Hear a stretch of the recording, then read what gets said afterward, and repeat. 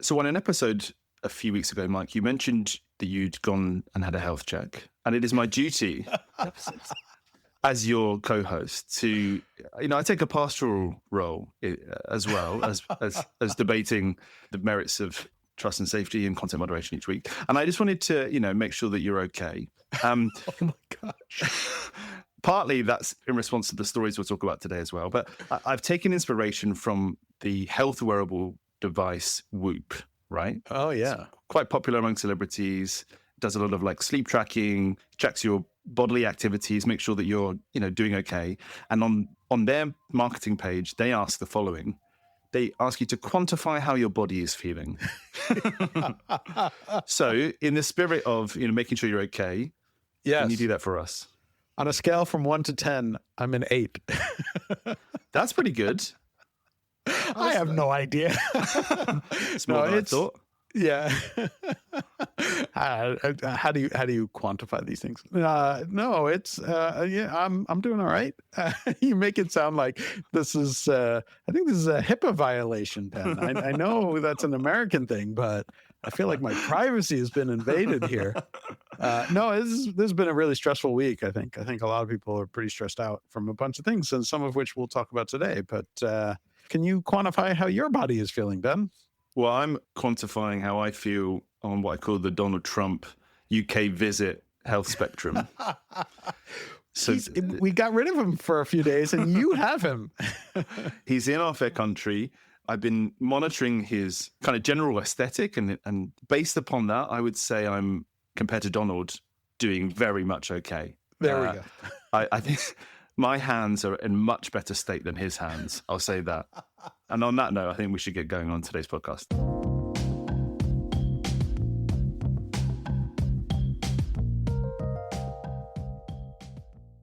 Hello and welcome to Ctrl-Alt-Speech, your weekly roundup of the major stories about online speech, content moderation, and internet regulation. It's September the 18th, 2025, and this week we're talking about the platform's reaction to Charlie Kirk's death, why the New York Times hates Britain, and running a national government from a Discord server. I'm Ben Whitelaw. I'm the founder and editor of Everything in Moderation, and I'm with a very fit and very well Mike Masnick. Did you do your morning exercise? That is what keeps you every fit morning. and well, I go and exercise, so it's what keeps me in shape. And the reason we used Whoop as the opening today was because I had been looking at it because I heard an interview with the founder. And I have other fitness trackers, but not the Whoop just yet. But yeah, I'm doing all right. Yeah, I think you're actually probably in much better fettle than me. I can't remember the last time I lifted anything more than a bottle of breast milk.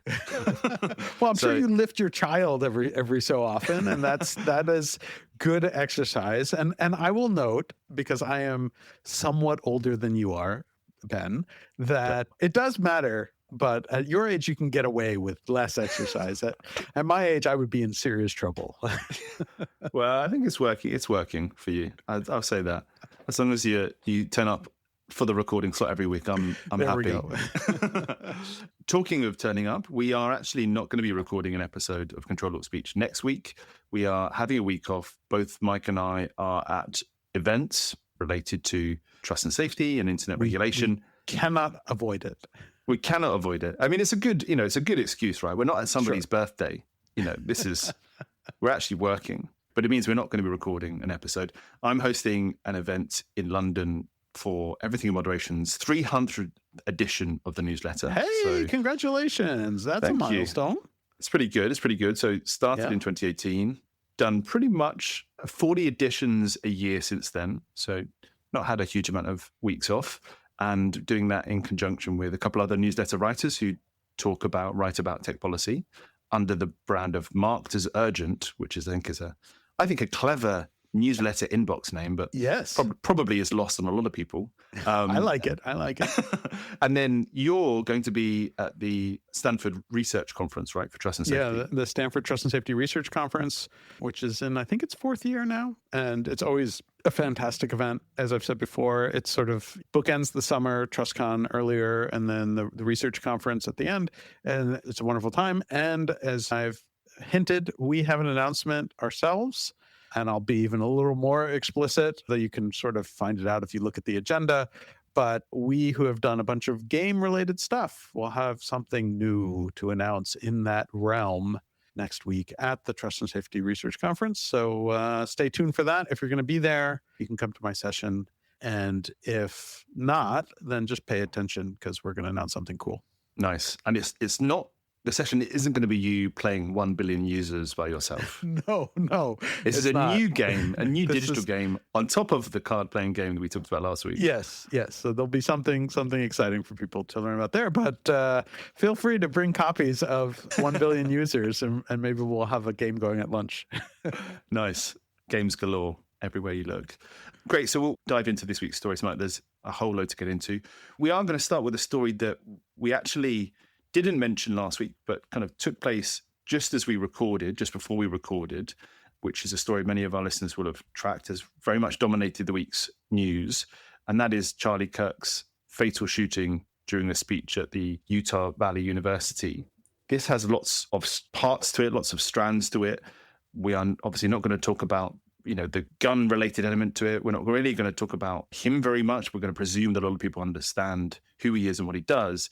But there's a couple of really important parts of this story that we think are important to recap and to discuss the implications of, and also to reflect the media coverage of it, which we often do on Ctrl-Alt-Speech. So there's really a platform reaction piece, and there is also a political element to it, and the way that certain groups of the US political spectrum have reacted to it, which I think are important. And I'm going to kind of try and unpack the first one, Mike, and you're going to talk a bit about the second.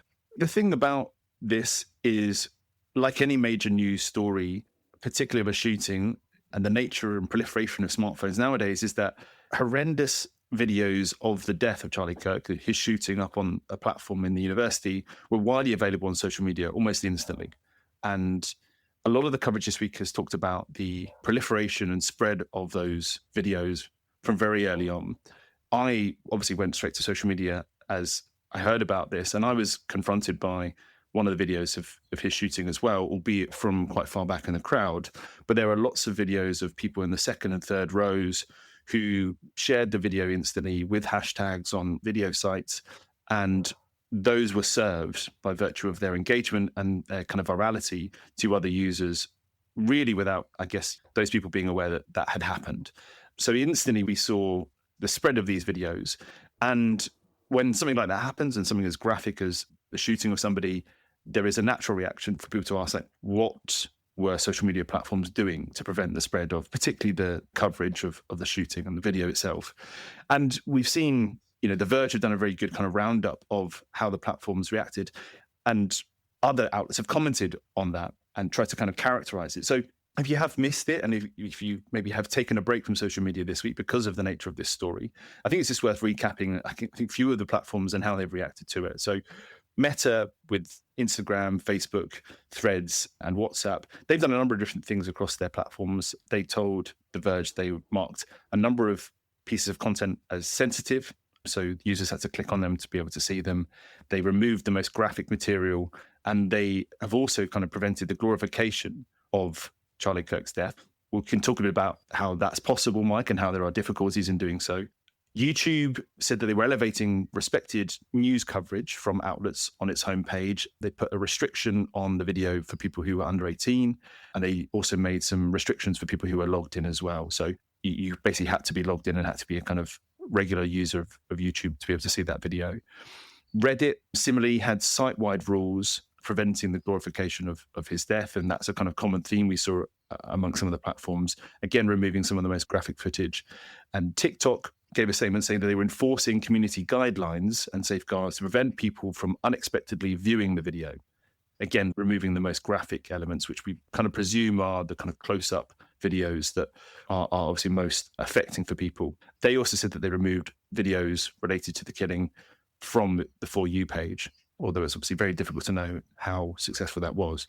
So in many cases, this is a blueprint that platforms have rolled out in many cases for live news events that are unexpected and which generate a lot of attention. Was there anything about the way the platforms reacted, Mike, that surprised you or that differed at all from what you expected?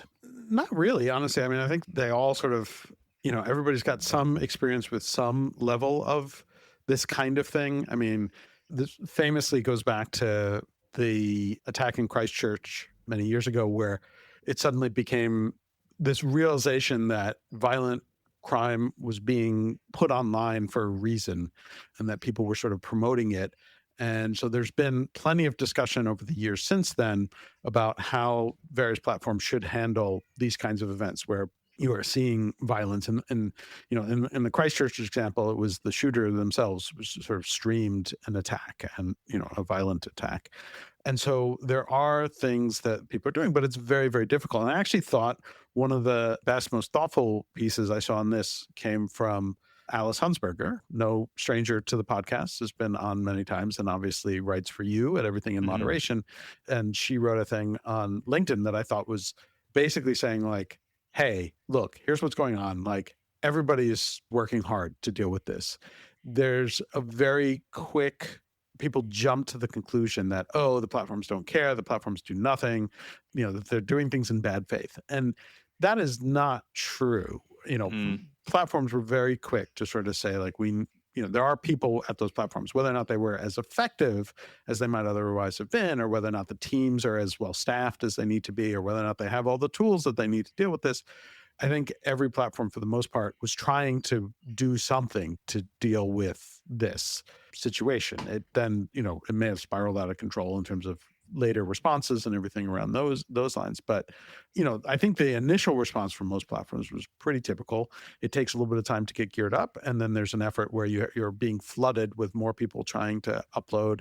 And in this case, rather than a single video where you could create, a hash of it and make sure that the same video didn't get uploaded, there were many different videos and many different angles from different people in the audience. I mean, the craziest one was like, there was the one guy who jumped up, who was in near the front row and started streaming on TikTok right away and did the usual hey, it's your boy so-and-so on TikTok, right? Charlie Kirk just got shot, blah, blah, blah.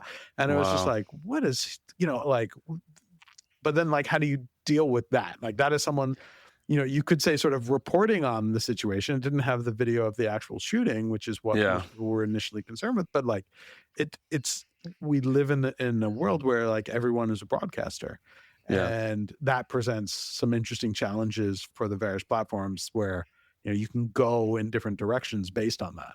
Yeah, how do you write a policy to for that guy, right? The guy who instantly live streams when somebody's been shot. Impossible. And that's the other things that I was also interested in, is the way that this story and some of the content around it seemed to sit between a few potential policy or guideline areas. Yeah. So there was, this idea that it probably wasn't graphic enough in some instances to be graphic content. In some instances, it violated the glorified violence policies that some platforms have. It kind of sat in between, and there is obviously a kind of natural news element to it as well, which, you have to make a judgment on, which some platforms do. Did you also find that, platforms did a fairly good job of that? Based upon what is good, right? I mean, that's the problem, right? That's a totally subjective standard, and different platforms have different policies around this stuff, and there is no right answer. But I do think, for the most part, it seemed that platforms did try to deal with it. There were concerns, especially on X, for example, which we already know has a very reduced trust and safety staff and is very focused on autoplaying video. So there were a number of situations where people apparently came across autoplay videos of Kirk being shot, which is horrifying, right? It's bad enough for people to see it in any situation, and then to see it when you're totally not expecting to is, certainly potentially traumatizing. And so I think there were concerns about that. But you hesitate to say that anyone did a bad job or messed up, because, as Alice wrote, right, there are people, all of these platforms, who were desperately trying to triangulate and figure out how do we respond to this and how do we deal with this and how do we do the best within our policies as we have them.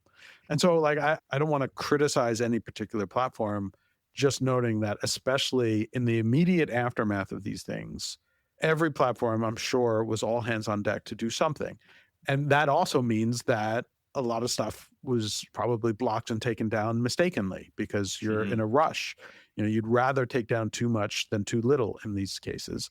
And then you just have all of these other questions about well, what is newsworthy and what is, how do you balance out something that is newsworthy versus something that is violent and problematic in other ways?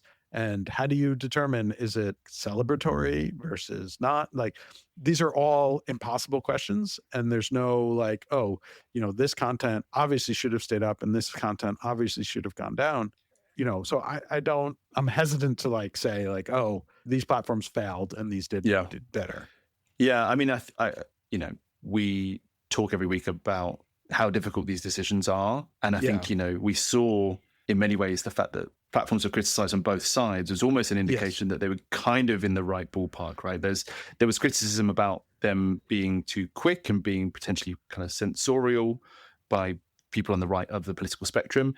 And there was people who were critical of them being slow and saying, well, these videos have got millions and millions of views. I think one on Instagram got 15.3 million views. Like, that's an indication of some sort of gap or failure.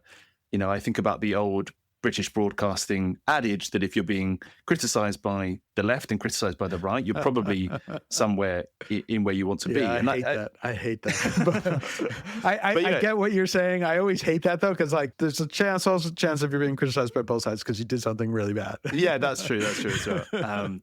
But I think it's the classic rock and a hard place. And I think that's something that a lot of our listeners will know and understand, but others won't.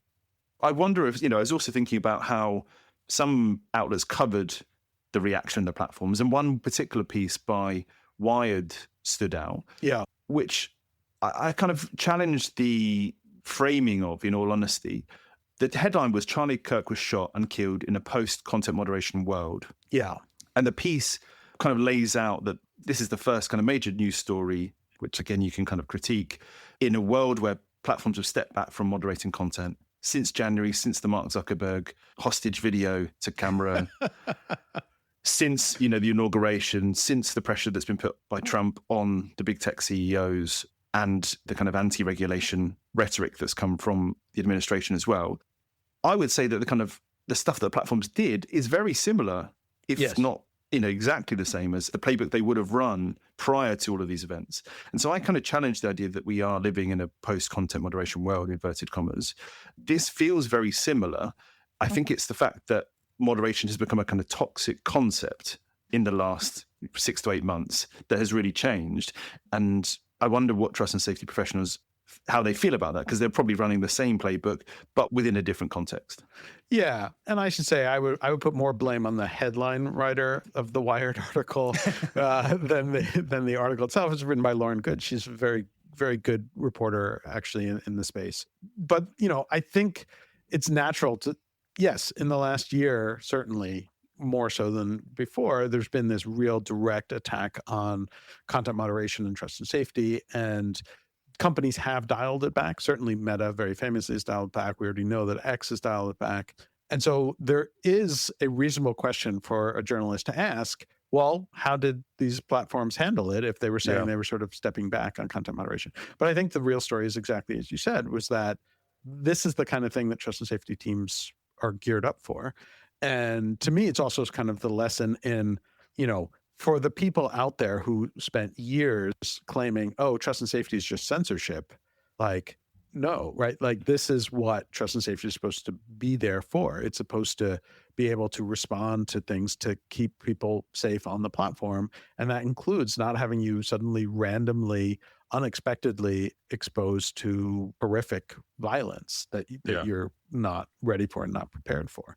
And so, yes, I do think that most of the companies sort of ran the playbook that, as I said, they've been working on a lot of it since the Christchurch incident, but some other incidents obviously in between. This is, even though there were some differences and some complications and some things that made it difficult, this was not a entirely unique or new kind of situation that they had to respond to. And they have people and tools and setups in place to deal with this kind of thing. Yeah. It's interesting to me. I would have thought by now that we'd have a way of judging in a slightly more quantitative way how a platform does in a situation like this by now. It would be helpful to have some sort of mechanism to say, okay, that platform performed well in these senses based upon some data that we have available, Yeah. or some kind of, so much of it is like, I saw this video at the top of my feed, therefore, Yeah. this is a failure, or, I didn't see any videos, so Right. therefore I've been somehow prevented from seeing this important news. Right. Right there is the problem, right? Because it's all subjective, right? So this is the impossibility theorem at work, right? Where it's Yeah. like, for every bit of content that is taken down, you're going to have some people who say, yes, that should have been taken down. You're going to have some people who say that shouldn't have been taken down. So Yeah. which one is the failure case and which one is the success? And we can judge, but it's our subjective judgment as well. Yeah. And so it's not as easy as this was the right answer and this was the wrong answer. There's just, a whole spectrum of tough choices that some people are going to be upset about and some people are going to think don't go far enough. And so I don't know. And again, like, I feel kind of hesitant to say that like any platform did particularly poorly on this side of it, on the immediate response to the videos of him being shot. I think that it's a very difficult situation. All the companies were scrambling. Some videos you could say were left up too long. There were some were maybe more aggressively taken down than they should have been. But you can't say like, oh, this company failed or this company did particularly well, I think.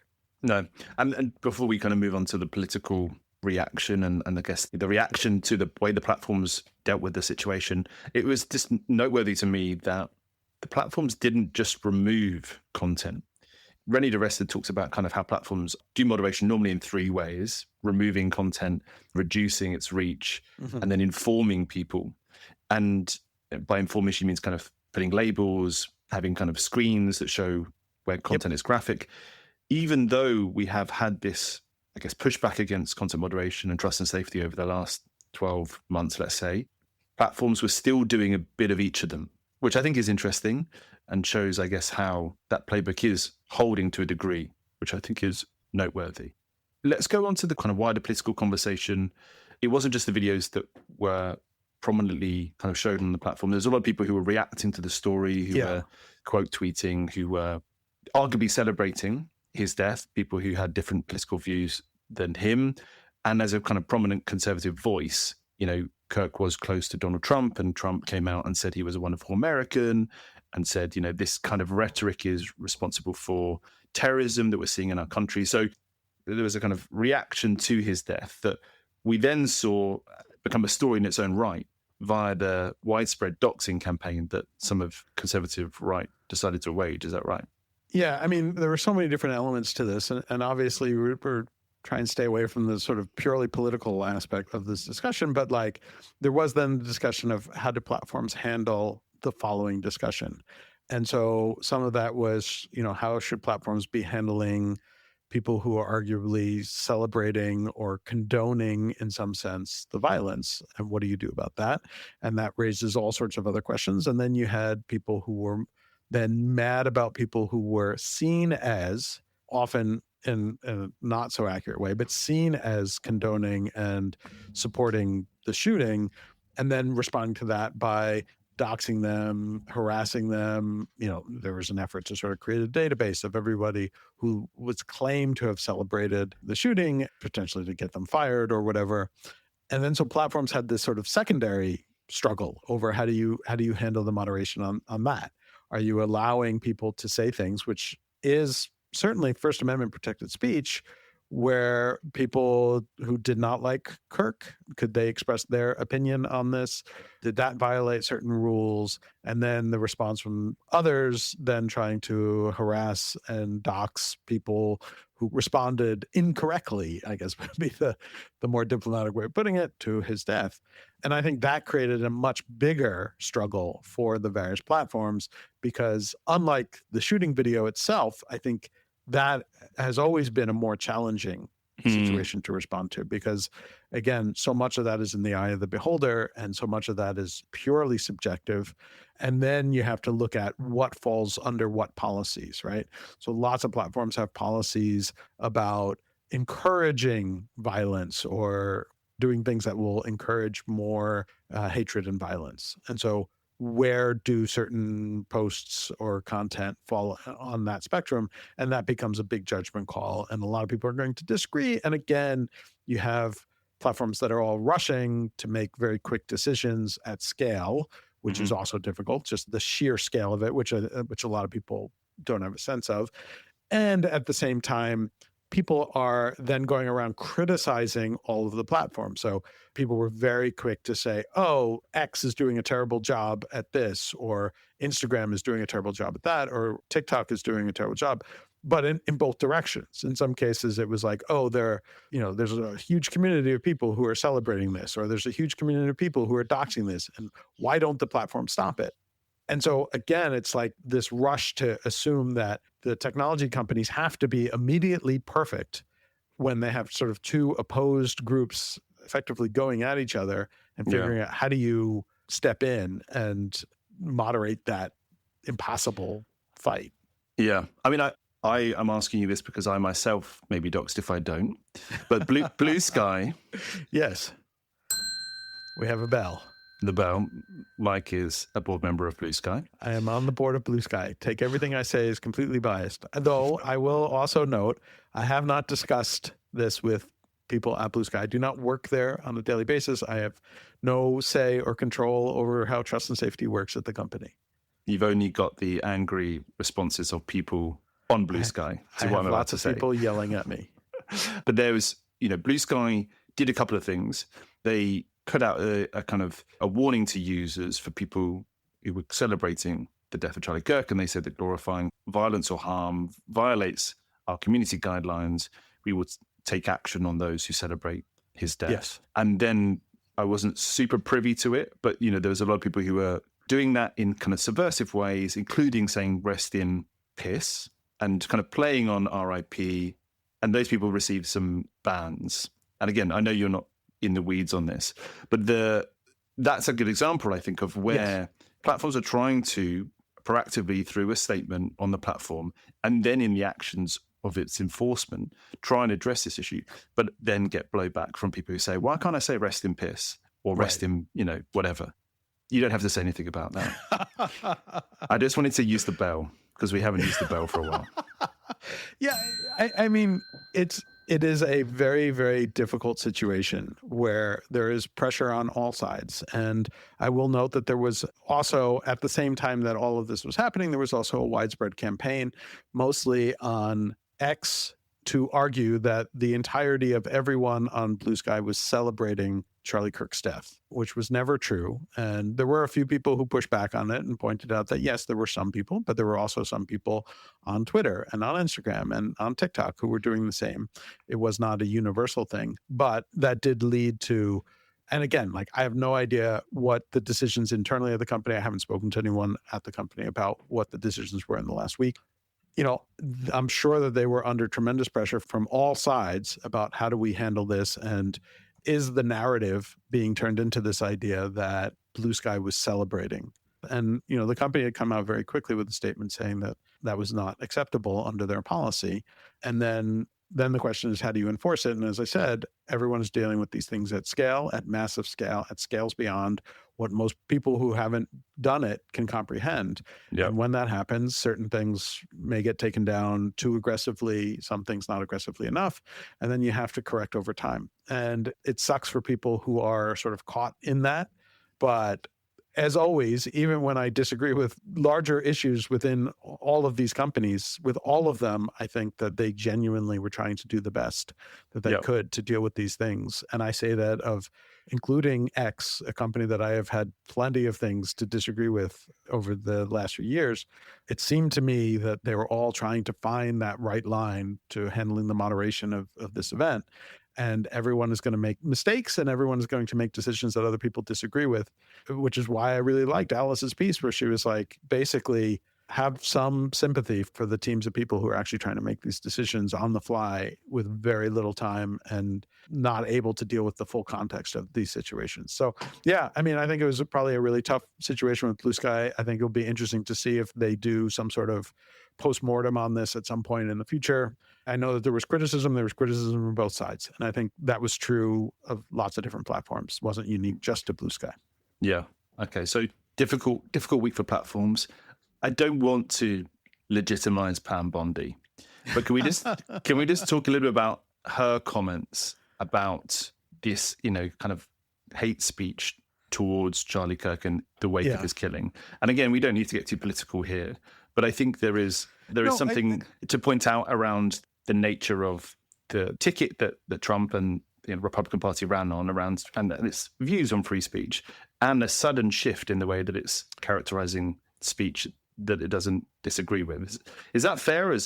Yeah, I think there is this bigger story here, which is that lots of people, and this is always true, and this is the point that we always make, right? Like everyone assumes that content moderation issues are easy, and it's basically like take down the content I don't like and leave up the content I do like. And the reality is that everyone disagrees over which content you like and which content you don't like. And we're seeing that now. We have a whole bunch of people, and the Pam Bondi example is a very clear one where she's suddenly saying, like, we're going to prosecute people for doing hate speech on social media, which she, in theory, should know well. Hate speech is protected under the First Amendment. It's not true in other countries, certainly, but in the US, hate speech is still protected. And this is, to me, is one of the reasons why hate speech is protected in the First Amendment, because if you allow someone like Pam Bondi to define what is hate speech, and that includes, in some cases, it looked like people quoting Charlie Kirk in a way that, some people were saying, oh, you're sort of trying to justify him being shot, which I didn't see very many people actually trying to justify the violence, but people were interpreting it that way. And then if you turn that into something that can be prosecuted over, you create an enormous chilling effect on speech. But, sort of the interesting element of that was that you had a group of people for a long time who were insistent that any sort of content moderation effort was censorship and shouldn't be allowed. And yet many of those same people are suddenly like, well, no, these platforms can't allow people to be saying anything hateful towards Charlie Kirk or his supporters. And there's this idea that, like, basically everybody has a line, and that's where the difficulty is in trust and safety, is figuring out where do you draw that line. So it would be nice if the people who are now who spent years falsely claiming that platforms were censoring people just by doing basic trust and safety work, who are now suddenly calling for not just trust and safety content moderation, but are calling for prosecution of speech on social media, were to maybe connect two and two and say, like, oh, wait, this is why there is trust and safety. I don't think they're actually going to get there and make that connection and say, like, oh, maybe I was too hasty last year when I accused all these platforms of being censors. But it would be nice if there was a little bit more self-reflection on how their views that no speech should ever be taken down on social media contrast with how they're reacting to this situation now. Yeah, because it does have, a wider effect. Jimmy Kimmel was taken off air this week, in part because of comments that he made about Charlie Kirk, right?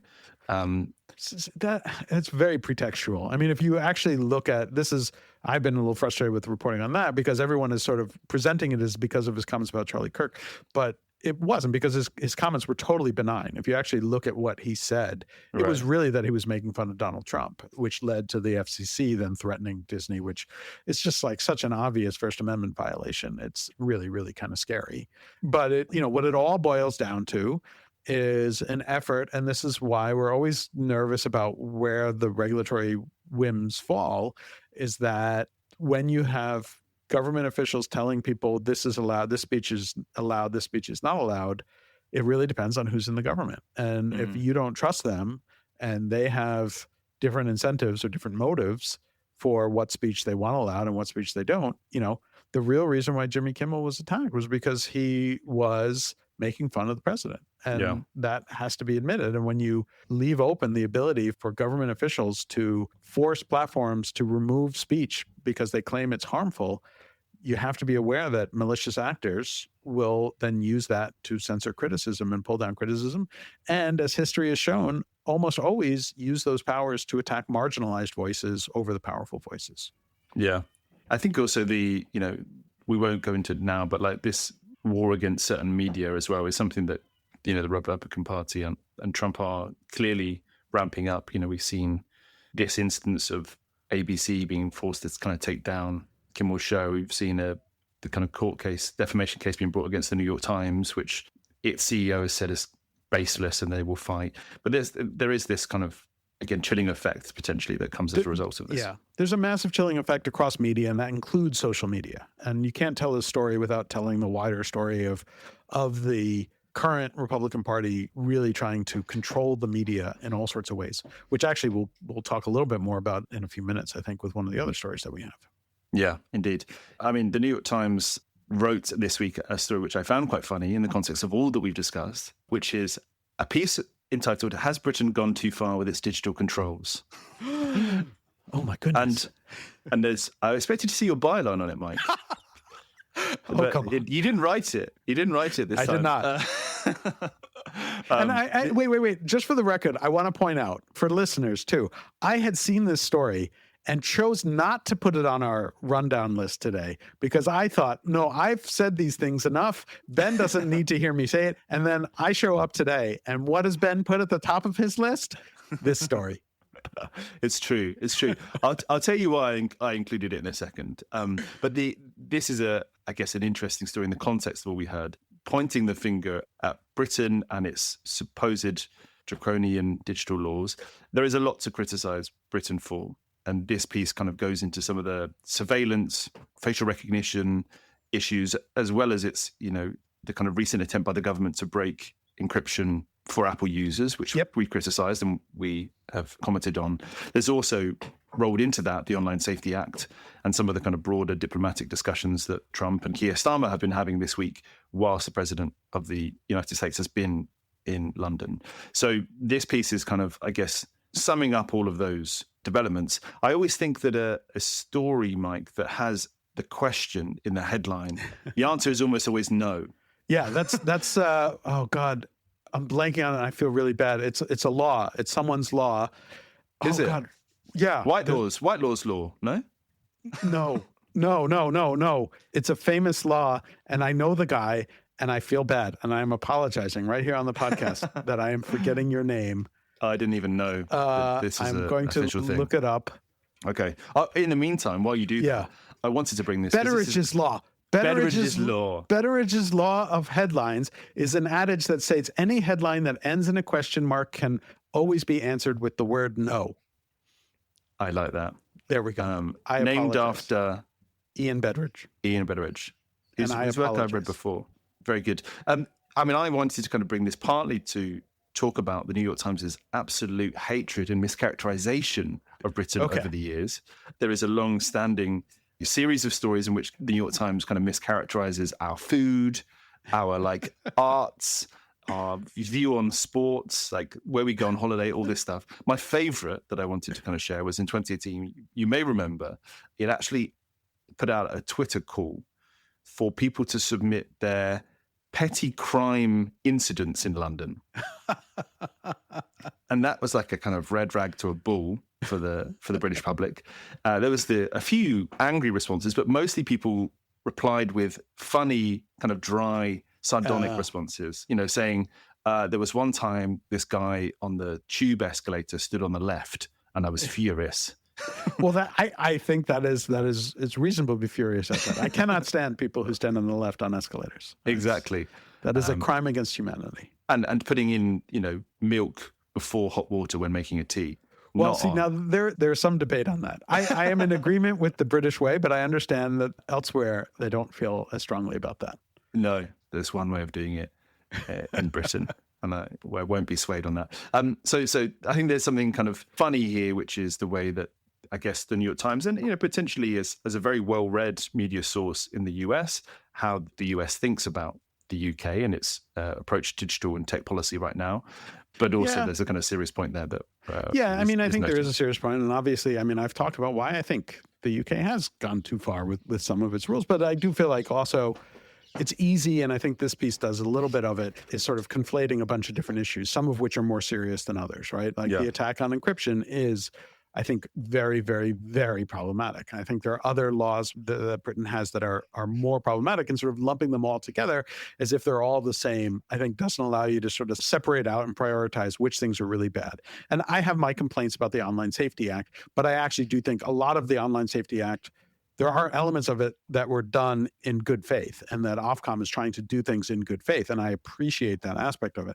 I think there are a bunch of elements in there that they sort of ignored. People warned them that would backfire, that we're seeing now. But I don't, things like the attack on encryption, I think is just entirely in bad faith. And so being able to separate out that rather than just lumping it in is like, oh gosh, those Brits, look at what they're doing again. Yeah. Especially at a time when the US government is suddenly attacking speech in all sorts of ways as well, which I think there's an element of sort of hypocrisy that doesn't get covered when we're just like, oh, the Brits, the crazy Brits. Like, no, everybody is sort of trying to figure out how do you handle these things and how do you regulate these things.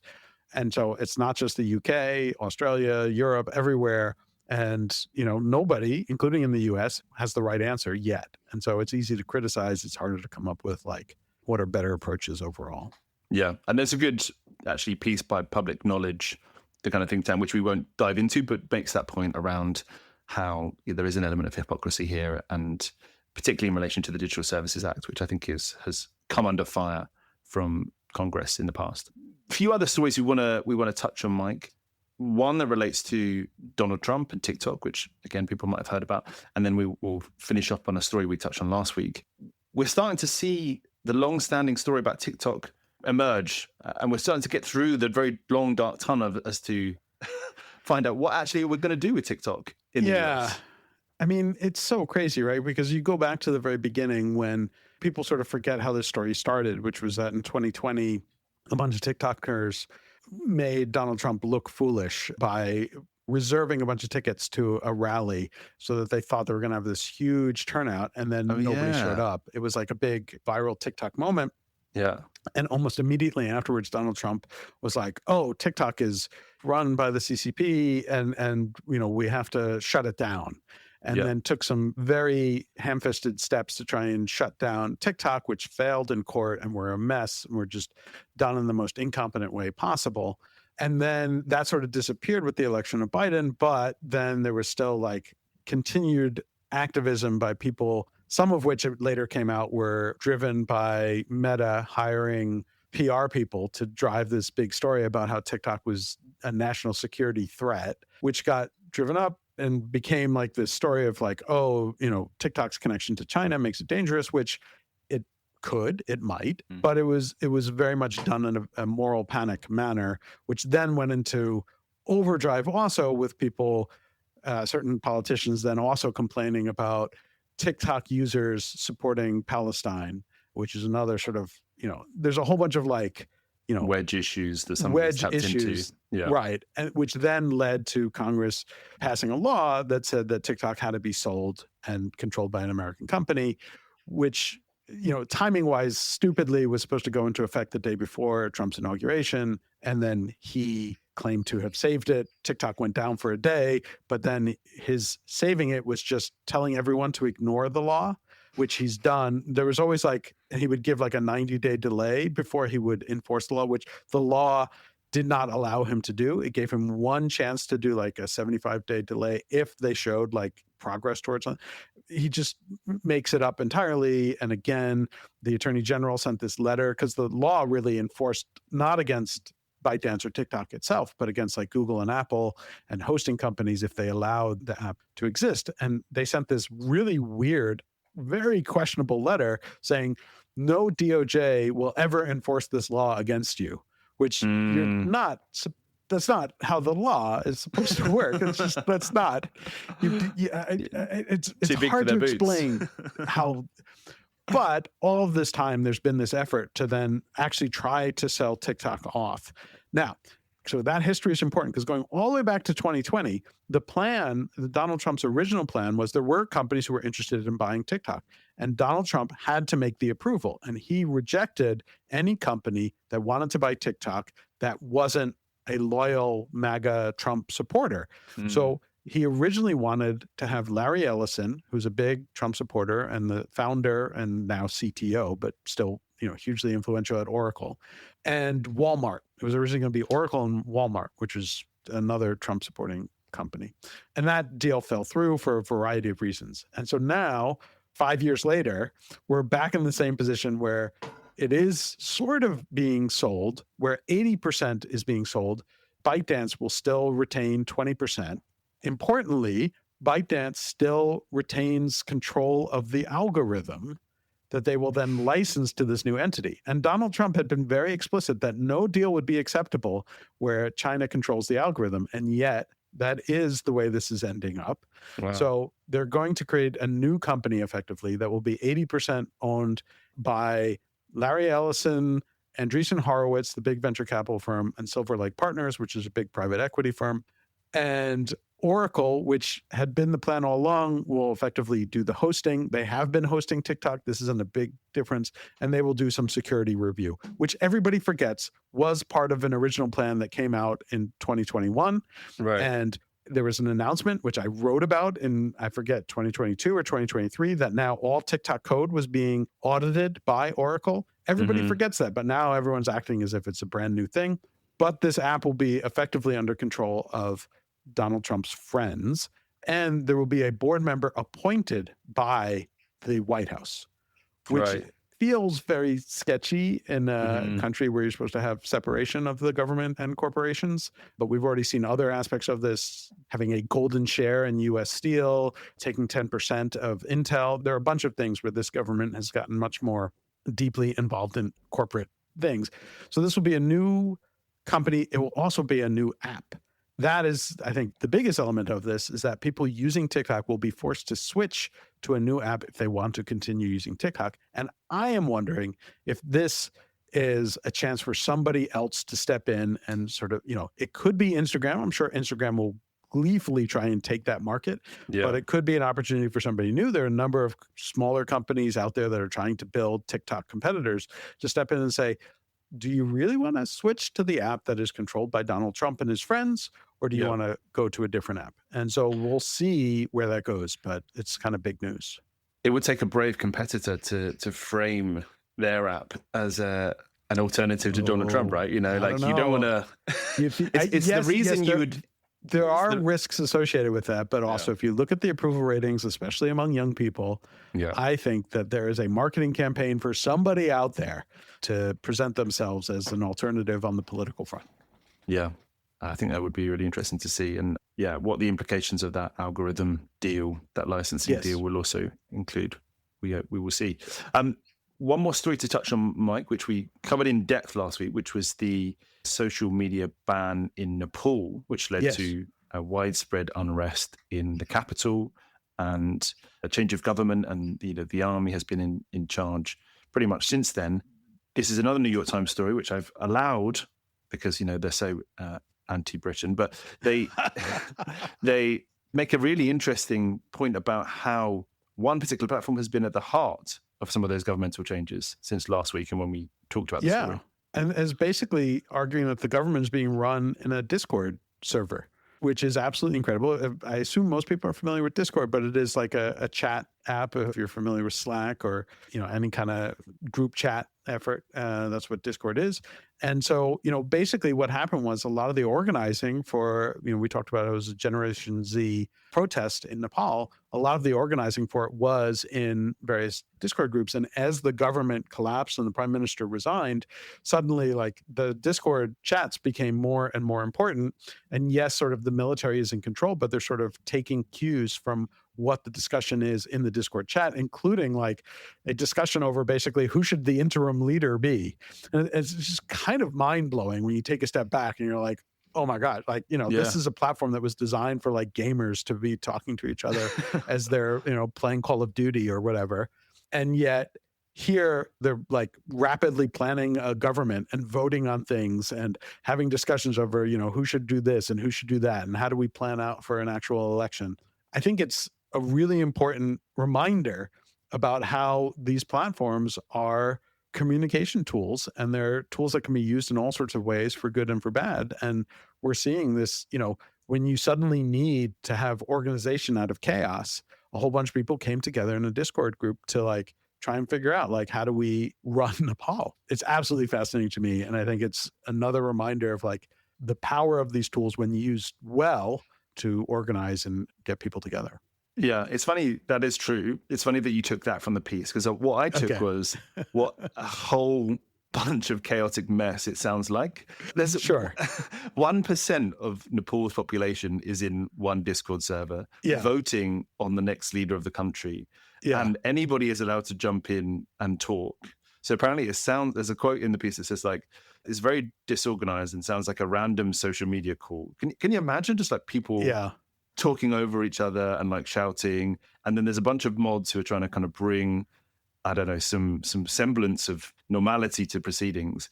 But to me, it's like, it is this example of like where you see order come out of chaos, right? Like Yeah. there is this chaotic situation and then there's always this sort of mad rush. And then people try and put order into it. And so we're seeing that. And to me, it's just a fascinating example of that in practice. Yeah, no, it is an amazing kind of follow-up to. And just a related story to that too is that there was a Forbes story about how a bunch of people in Nepal were also using this app that Jack Dorsey had vibe coded over a weekend back in July called BitChat. And I will say that very carefully because you can say that in a way that it sounds like something else, which Jack Dorsey knows and did as a joke. But it is a mesh app because, as we talked about last week, they were banning all of these social media servers and apps. And the whole point of BitChat is that it's a mesh thing. So it just goes phone to phone or device to device. Right. It doesn't need any server and you can't block it. And so it's really interesting how the people sort of went and found an alternative that couldn't be blocked. And so they were using that for discussions as well. And so again, this sort of interesting way in which sort of the technology finds a way and people sort of figure out ways to use the technology to organize and do stuff, even in the face of the government trying to shut them down. Yeah, I think that is almost the kind of link between today's stories, isn't it? You know, whether you're in a protest situation in Nepal or you're responding to the death of a conservative activist in the US, the users always find a way to kind of push the boundaries of what they're allowed to say. And platforms are only ever catching up. So I think that is my summary of today. We've kind of run out of time, Mike, but we've covered a hell of a lot of ground. We're lucky enough to kind of talk about stories from The Verge, from Wired, from CNN, from the New York Times, you know, for all of its Britain-hating nonsense, from Vox, from Newsweek, and we'll include all of those in today's show notes as well. Thank you for joining, listeners. We won't be here next week, but we'll be back the following week as usual. Thanks for listening.